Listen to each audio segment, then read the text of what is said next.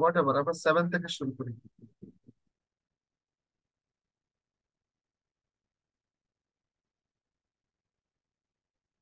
সিস্টেমের যদি আমরা ক্ষতি করি, তাহলে রিমেডিয়াল মেজার্সটা কিভাবে নেব, সেখানে ডিরেক্টর জেনারেল কি কাজ সেটাই বলা আছে।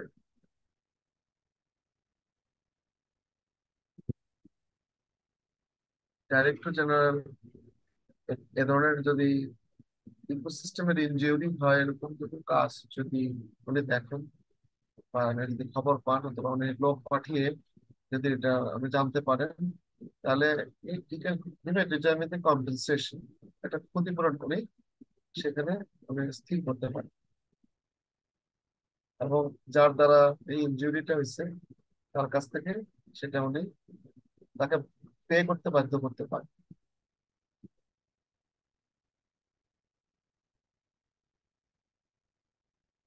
এন্ড অলসো শুধু ক্ষতিপূরণ দাবি করে মানে আদায় করলেই কাজটা শেষ হচ্ছে না। মানে he may also direct you to take corrective measures, যে সংশোধনের ব্যবস্থা নেওয়ার জন্য উনি বলতে পারেন।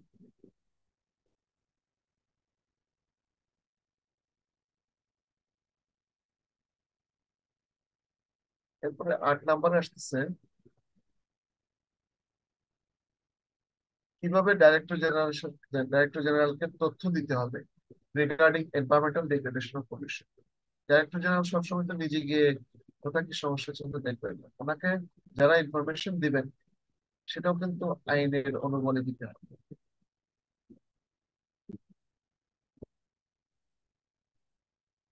যিনি এফেক্টেড হবেন পলিউশন দ্বারা, এনভায়রনমেন্টাল পলিউশন দ্বারা, অথবা পলিউশন দ্বারা এফেক্টেড হননি তবে ভবিষ্যতে হতে পারে, তারা কি করবেন? অ্যাপ্লাই করবেন ডাইরেক্টর জেনারেল অফিসের কাছে। কিভাবে করবেন? মানে রুলস বলা আছে, অর্থাৎ এনভায়রনমেন্টাল কনজারভেশন রুলস যেটা, সেই রুলের মধ্যে নিশ্চয়ই লেখা আছে কিভাবে। লয়ের মধ্যে সেই রুলস গুলো লেখা নাই, এনভায়রনমেন্টাল কনজারভেশন রুলস 1992।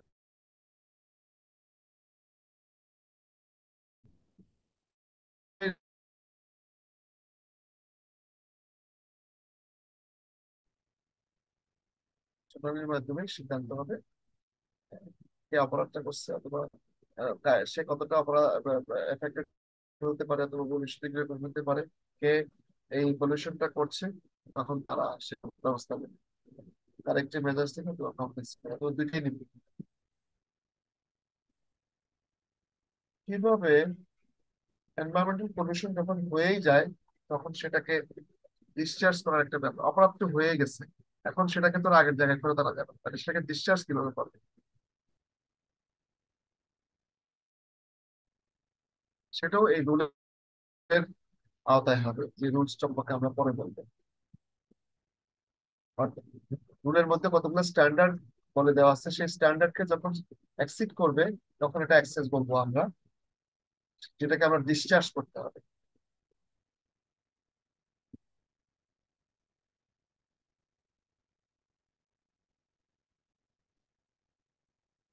কিভাবে ইনফর্ম করবে ডাইরেক্টর জেনারেল অফিসকে এরকম একটা ঘটনা ঘটতে যাচ্ছে অথবা ঘটে গেছে, সেরকম একটা ঘটনা সম্পর্কে, তো যেখানে স্ট্যান্ডার্ডের রুলস, যে স্ট্যান্ডার্ড গুলো দেওয়া আছে বিভিন্ন টক্সিক কেমিক্যালস বা হ্যাজার্ডাস সাবস্টেন্সের, অথবা এফ্লুয়েন্টস, অথবা পলিউট্যান্টস, যে লেভেলটা দেওয়া আছে স্ট্যান্ডার্ড লেভেল, সেটা অ্যাক্সেস, সেটা যখন আহ, বেশি হবে তখন সেটা জানাতে হবে।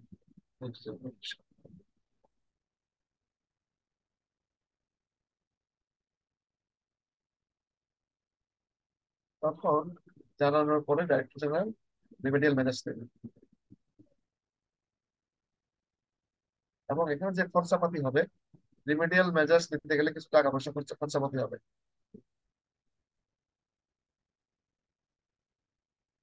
এবং এই খরচাপাতিটা যে পলিউশন করছে তাকে বিয়ার করতে হবে, এবং সে ডাইরেক্টর জেনারেল অফিসকে দেবে, যার ক্ষতি হয়েছে তাকে দেবে। পলিউশন পলিউটেন্টস গুলো যার ক্ষতি করেছে তাকে ডাইরেক্টলি দেবে না, এটা ডাইরেক্টর জেনারেল অফিসকে দেবে। তখন ডাইরেক্টর জেনারেল চিন্তা করবে যার ক্ষতি হলো তাকে সেখান থেকে কোনো কিছু ইয়ে করা যায়, হেল্প করা যায়, অথবা ওই ব্যক্তিকে বাধ্য করবে, যারা ওই ব্যক্তিবর্গ যারা পলিউশন করতেছে তাদেরকে বাধ্য করবে ওকে ক্ষতিপূরণ দেওয়ার জন্য।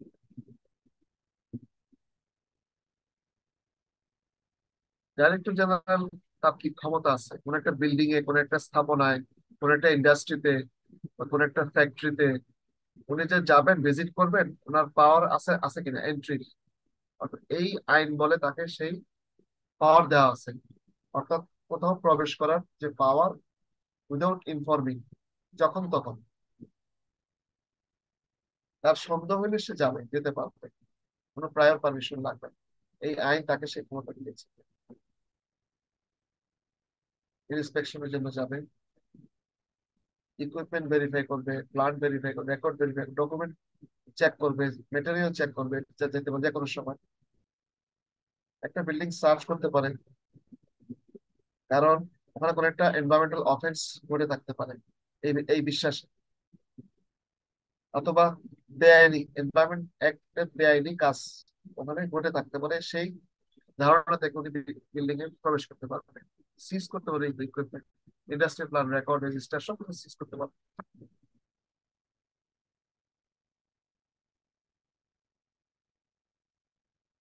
যে ইন্ডাস্ট্রি অথবা যে মালিক ইন্ডাস্ট্রি চালাচ্ছে, অথবা যে মালিকটা অ্যাক্টিভিটি বা প্রসেস অপারেট করছে, অথবা যে যারা হ্যাজার্ডাস সাবস্টেন্স হ্যান্ডেল করছে, they are bound to render all assistance. সম্পূর্ণ সহায়তা প্রদানে বাধ্য তারা কাকে? Authorized person. অথরাইজড পার্সন কার? ডাইরেক্টর জেনারেল অফিসে। এবং ক্রিমিনাল প্রসিডিউর অর্থাৎ ফৌজদারি আইন যেটাকে বলা হয় বাংলায়, সেই ফৌজদারি আইনের বিভিন্ন ধারায় এগুলোর বিচার করা হবে এবং এই সম্পত্তি সিজ করা হবে। অর্থাৎ এখানে এনভায়রনমেন্টাল অ্যাক্টের যে ধারা, এগুলো বাদেও ফৌজদারি আইনের যে ধারা সেগুলো এখানে কিন্তু প্রযোজ্য হয়, এই কথাই বলা হচ্ছে। স্যাম্পল কিভাবে কালেক্ট করবে? ডাইরেক্টর জেনারেল অফিস বিভিন্ন ধরনের স্যাম্পল কালেক্ট করে, ওয়াটার স্যাম্পল, এয়ার স্যাম্পল। এটাও কিন্তু তাদের নিজস্ব ল্যাব আছে প্রত্যেক তোমার এনভায়রনমেন্ট অফিসে কিন্তু দেখবা যে একটা করে ল্যাব আছে, বিভাগীয় অফিসগুলোতে লিস্ট, সেখানে তারা স্যাম্পল অ্যানালাইসিস করবে। তাদের স্যাম্পল এটাও কিন্তু আইনের মাধ্যমে করতে হবে, বেআইনি এভাবে করা যাবে। স্যাম্পল কালেকশনও আইনের আওতায় করতে হবে। যে সে স্যাম্পল কালেকশন করলে সেই স্যাম্পল, এটা এটার কোনো গুরুত্ব থাকবে না, স্যাম্পল কালেক্ট থাকতে হবে। স্যাম্পল কালেক্টর, স্যাম্পল কালেক্টর হিসেবে তাকে স্বীকৃতি দিতে হবে, ডিজি অফিস থেকে দিতে হবে, সেই যাবে এবং সে ল্যাবরেটরিতে রিপোর্ট করবে, ল্যাবরেটরি রিপোর্ট দিবে সে স্যাম্পল সংক্রান্ত। আরেকজন রিপোর্ট দিলে হবে না, যে স্যাম্পল কালেক্ট করছে তাকে রিপোর্টটা দিতে হবে আইনগত ভাবে। আমরা রিসার্চ করতে গেলে, যেমন আমরা ছাত্ররা রিসার্চ করতে গেলে, তোমার সাথে একজন ফিল্ডে গেল, তোমাকে হেল্প করলো, তোমার ডাটাটা অ্যানালাইসিস করে দিয়ে গেল, স্যাম্পল গুলা তোমার ল্যাবরেটরিতে ইনস্ট্রুমেন্ট ব্যবহার করে সেগুলো প্রসেস করে দিল, সেটা কিন্তু এখানে হবে না। সেগুলো পরিবেশ আইনের ধারায় বেআইনি কাজ। অর্থাৎ যাকে দায়িত্বটা দেওয়া হবে আইনগত ভাবে, তাকে সবগুলো কাজে পার্টিসিপেট করতে হবে। এখানে কোনো হেল্পিং হ্যান্ড যদি থাকে সেটাও কিন্তু আইনগত ভাবে স্বীকৃত হতে হবে, আন্দাজে কেউ করতে পারবে না। যেটা আমরা পিএইচডি করার সময় বা সময় অনেক সময় মানুষের হেল্প নিই, সেটা আবার একনলেজমেন্টও আমরা স্বীকার করি যে ও অমুক অমুক আমাকে হেল্প করছে, কিন্তু এখানে সেই বিষয়ে সেভাবে করা যাবে না, আইনের আওতায় করতে হবে। কিভাবে করবে সেই কথাগুলো এখানে বলা আছে, কন্টেনারে করে, সিল কন্টেনার, তাই না? সিগনেচার থাকবে, তার সিগনেচার না দিলে তো কেমনে বুঝবো কে কালেক্ট করছে? স্যাম্পল কালেক্টরের সিগনেচার থাকতে থাকতে হবে।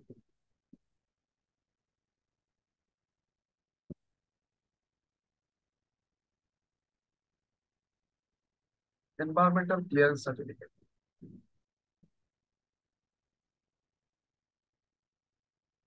এটা আমরা জানি যে আমরা যখন ইয়ে করছিলাম, ইয়ে করছিলাম, তখন আমরা ক্লিয়ারেন্সের জন্য কোন কোন ক্যাটাগরিতে কি কি ধরনের ডকুমেন্ট জমা দিতে হয় ক্লিয়ারেন্স সার্টিফিকেট পাওয়ার জন্য, সেটা আমরা তখন বলছিলাম। সেটা ওই পিসিআর এও বলা আছে, মানে কনভেনশন রুলসেও কিন্তু বলা আছে ডিটেলস, সেটা তখন আমরা পড়বো। আর বিষয়টা ক্লিয়ার। তো আমরা বলছিলাম যে এনভায়রনমেন্টাল ইম্প্যাক্ট অ্যাসেসমেন্ট সেটা কিন্তু এটা আইনের অনুগুণে করা হচ্ছে। তখনই বলছিলাম আমরা আমরা বলছিলাম যে এনভায়রনমেন্টাল কনজারভেশন অ্যাক্ট অনুযায়ী করা হচ্ছে ইয়ে report। সেটাই এই কথাগুলো বলা আছে, কারণ এই রিপোর্ট যদি আইন অনুযায়ী জমা না দাও তোমাকে ক্লিয়ারেন্স সার্টিফিকেটও আইন অনুযায়ী দিতে বাধ্য থাকবে। দুইটাই আইন অনুযায়ী দিতে হবে। এনভায়রনমেন্টাল গাইডলাইন্স মানতে হবে আমাদের। অফিসিয়াল গেজেট ফর্মে টাইম টু টাইম যে এনভায়রনমেন্টাল গাইডলাইন দেবে সরকার, অর্থাৎ এই আইন এবং এই রুল এগুলোর বাইরেও মাঝে মধ্যে গেজেট নোটিফিকেশনের মাধ্যমে এনভায়রনমেন্টাল গাইডলাইন সরকার থেকে টাইম টু টাইম আমাদের কাছে আসতে পারে। সেগুলো আমাদেরকে মেনে চলতে হবে। অ্যাপিল কিভাবে করবে? ডিজি অফিস থেকে একটা নোটিশ পাইছে, একটা অর্ডার পাইছে, ডিরেকশন পাইছে, সেটা যদি কেউ মানতে না চায়, সে যদি সংক্ষুব্ধ হয়, এগ্রিড মানে সংক্ষুব্ধ হওয়া, তখন সে কিভাবে অ্যাপিল করবে? আপিল কিভাবে করবে? 30 দিনের মধ্যে করতে হবে নোটিশ পাওয়া, অর্ডার পাওয়া। অ্যাপিলেট অথরিটি অন গভর্নমেন্ট, হ্যাঁ, সরকারের যে অ্যাপিলেট অথরিটি আছে তার কাছে গিয়ে অ্যাপিল করতে হবে।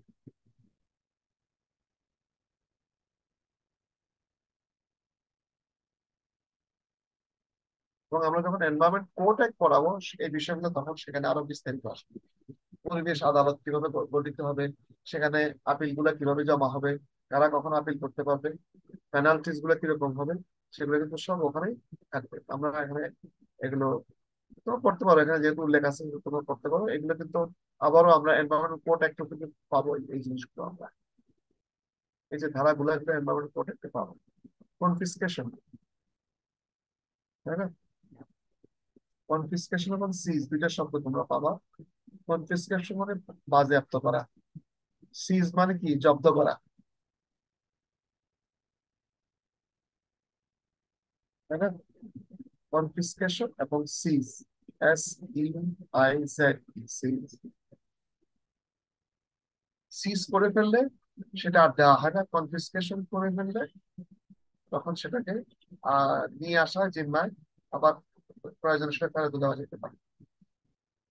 যেমন একটা গাড়ি সিজ কনফিসকেশন করলাম, বাজেয়াপ্ত করলাম, গাড়িটা দিয়ে অবৈধ কাজ করতেছিল, পলিউশন করতেছিল, ওই গাড়িতে বহন করে করে কিছু পলিউশন এক জায়গা থেকে রেডি করে ঢেলে দেওয়া হয়েছে। তো তুমি গাড়িটাকে পাইলে গাড়িটাকে কনফিসকেশন করলাম, জব্দ করে ফেললাম।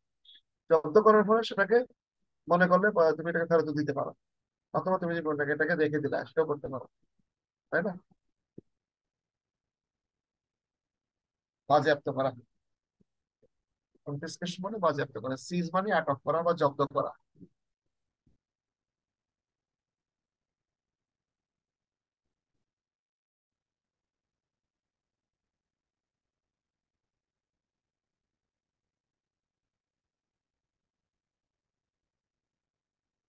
কম্পেনসেশন কিভাবে ক্লেম করবে? কোনো ব্যক্তি যদি কারো দ্বারা কোনো পলিউশনের শিকার হয়, সে কিভাবে ক্লেম করবে, ক্ষতিপূরণ কিভাবে সে করবে? সে ডাইরেক্টর জেনারেলের কাছে একটা আবেদন জমা দিতে পারে কম্পেনসেশন জন্য, যার কাছ থেকে সে পলিউশনের শিকার হয়েছে, তাই না? তা তাকে দায়ী করে সে ডাইরেক্টর জেনারেল অফিসে একটা সুট ফাইল করতে পারে, একটা মামলা দায়ের করতে পারে, অথবা একটা আবেদন করতে পারে ক্ষতিপূরণের জন্য। তখন ডাইরেক্টর জেনারেল অফিস যে লোক পলিউশন করছে তার কাছ থেকে ক্ষতিপূরণ আদায় করে তাকে দিতে পারে। কাজে এটার ব্যবস্থা আছে।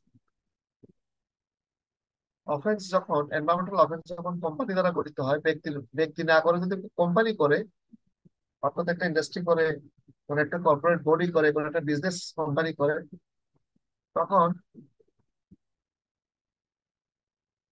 তখনও কিন্তু ডিজি অফিস থেকে এরকম অর্ডার ইস্যু হবে, নোটিশ জারি হবে যে করছে তার বিরুদ্ধে। তখন কি করবে? ওই কোম্পানির মালিক, ডাইরেক্টর, ম্যানেজার, সেক্রেটারি অথবা অন্য officer agent shall be deemed to have violated such provisions। অর্থাৎ পুরো কোম্পানিকে দায়ী করা হবে না, যারা দায়িত্বে থাকবে তাদেরকেই বলা হবে তারা ভায়োলেট করছে, অর্থাৎ তাদেরকে দায়িত্ব নিতে হবে। কোন একটা পলিউশন হলে তাদের ম্যানেজারকে দায়িত্ব নিতে হবে, ডাইরেক্টরকে দায়িত্ব নিতে হবে, যাকে পাওয়া যায়। হ্যাঁ, পুরো কোম্পানি না, মানে যার দায়িত্বে চলছে তাকে দায়ী করা হবে, এবং তার বিরুদ্ধেই কিন্তু নোটিশ জারি করা হবে, তাই না?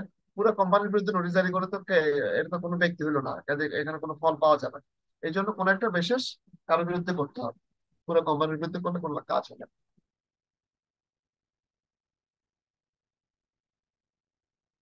কোম্পানি দ্বারা কি বোঝায়?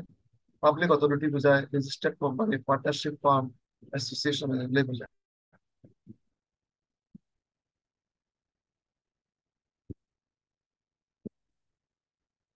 এখানে কম্পেনসেশনের ক্লেম যদি কেউ করে থাকে, একটা অফেন্স অপরাধ হয়ে গেছে সেটাকে যদি আমলে কম্পেনসেশন মানে আমলে নেওয়া, অপরাধ সংগঠিত হয়েছে সেটাকে যদি আমলে নিতে হয় এবং কম্পেনসেশন বা ক্ষতিপূরণের দাবি যদি উপস্থাপন করতে হয়, সেটা কিভাবে? কোর্টের মাধ্যমে করতে হবে। No court shall take cognizance of the offense and is sued for compensation under this act except on the written report।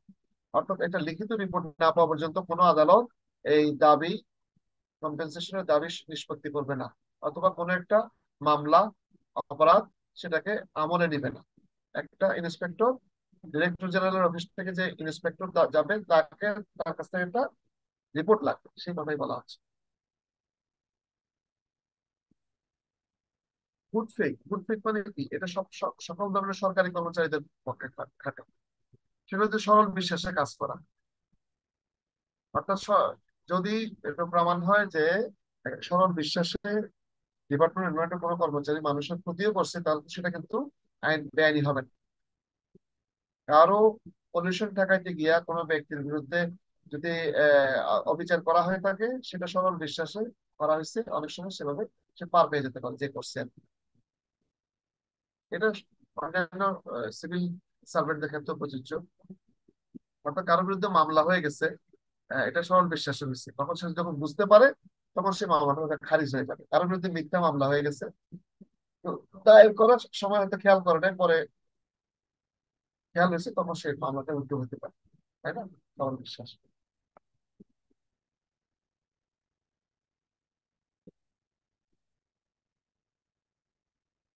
এগুলো আগে আগে বলছি, এটা কি জানার ক্ষমতা, রিপিল এবং সেভিং, এটা দরকার নেই। ঠিক আছে? তো আমি সংক্ষেপে বললাম, বাকি যেগুলো ছিল আমার মনে হয় এটা এটা একটু ইনকমপ্লিট মনে হচ্ছে আমার কাছে। এটা অনেক আগের ভার্সন তো, ইনকমপ্লিট মনে হচ্ছে। তো তোমাদের কোনো প্রশ্ন থাকলে বলো। রাত প্রায় 11:41 বাজে। কোনো প্রশ্ন থাকলে বলতে পারো, তোমার 20 জনের মতো দেখতেছি আমি। কোনো প্রশ্ন আছে? তাহলে আমি শেষ করবো। ঠিক আছে? প্রশ্ন আছে কোনো? No, sir. Thank you.